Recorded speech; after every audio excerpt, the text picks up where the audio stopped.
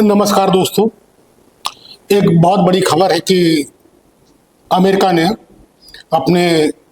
Fighter pilot को Iran से सुरक्षित उसकी वापसी करा ली। उस विमान को ईरान ने मार गिराया था और वहाँ जो उनके 3 पायलट थे उनमें से 2 का रेस्क्यू उन्होंने अमेरिका ने पहले ही कर लिया था और एक पायलट जो बचा था उसका रेस्क्यू अमेरिका ने 38 घंटे के बाद किया। इसमें एक बात सामने आई कि अमेरिका की जो टेक्नोलॉजी है वो इतनी सशक्त है, इतनी मजबूत है और उसके जो डिवाइस हैं, उसकी जो संचार प्रणाली है वो बहुत ही आधुनिक स्तर की है और विश्व में सबसे आधुनिक स्तर की है।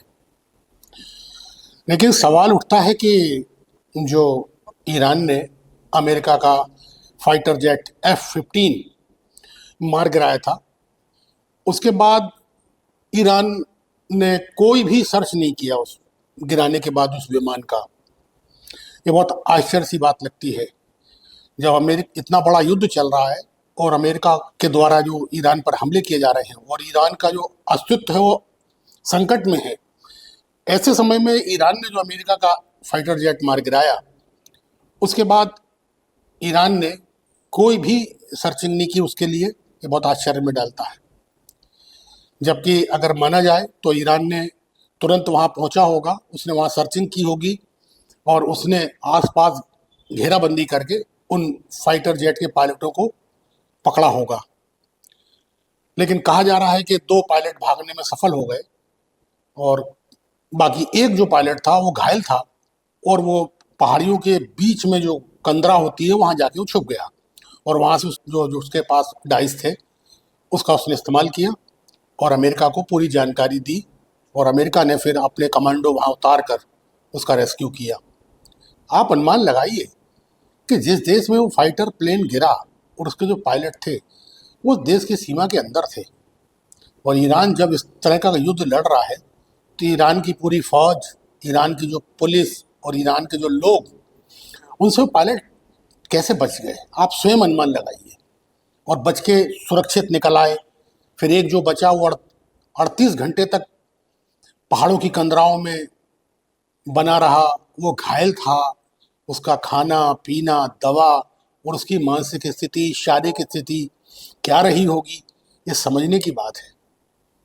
आप स्वयं इस चीज़ को सोचें और समझें, क्या ऐसा सामान्य या असामान्य स्थिति में संभव है कि ईरान ने उस पायलट को रेस्क्यू नहीं किया,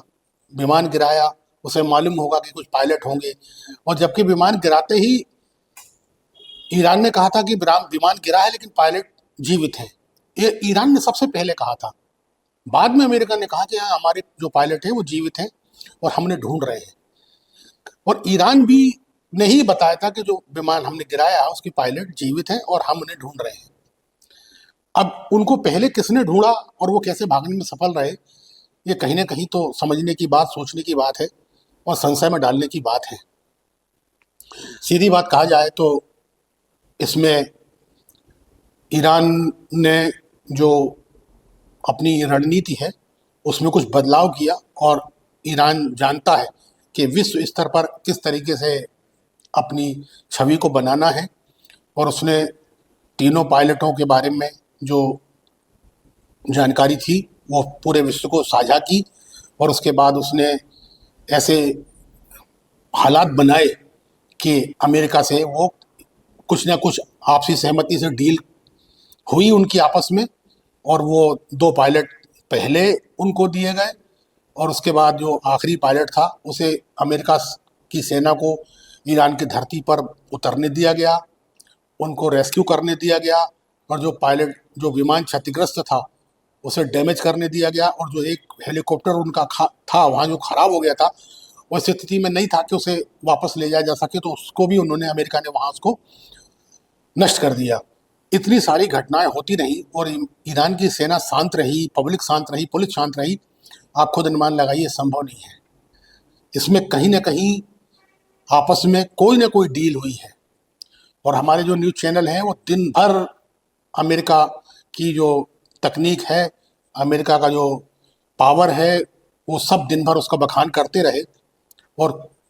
उन्होंने कहीं भी इस दिशा में ध्यान नहीं दिया कि ये जो असामान्य सी घटना हो रही है ये कैसी सामान्य सी हम दिखा रहे हैं। कहीं ना कहीं संदेह तो पैदा होता है, लेकिन इतना जरूर है जो मैंने आपको बताया, आप खुद इसको समझे और सोचे कि ये इतना आसान था अमेरिका के लिए, या कि वो सब इस तरीके से ऐसे आसान कर ले जैसे कोई वो कंप्यूटर में गेम खेल रहा हो। लेकिन कहीं ना कहीं इस मुद्दे पर मुझे ऐसा लगता है कि कोई ना कोई डील हुई है और शायद यही डील इस युद्ध की समाप्ति की पहली सीढ़ी साबित हो सकती है। धन्यवाद दोस्तों, हमारे आप चैनल को सब्सक्राइब करें, लाइक करें, शेयर करें और कमेंट में अपनी राय बताएं। धन्यवाद।